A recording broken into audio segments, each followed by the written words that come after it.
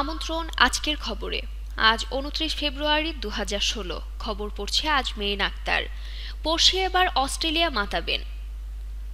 প্রবাসী ভক্তদের আবেদনে অস্ট্রেলিয়া যাচ্ছেন বাংলাদেশের আলোচিত কণ্ঠশিল্পী পড়শি। গানই তার মন প্রাণ সবকিছু। আর সেই গানের টানে বেশ কয়েকদিনের জন্য দেশ ছাড়ছেন পড়শি। আসছে ২ মাস থেকে অস্ট্রেলিয়ার ২ শহরে ৪টি কনসার্টে অংশগ্রহণ করবেন আলোচিত এই কণ্ঠশিল্পী। এ বিষয়ে পড়শি বললেন, প্রবাসী শ্রোতাদের সামনে গান গাইতে তার ভীষণ ভালো লাগে।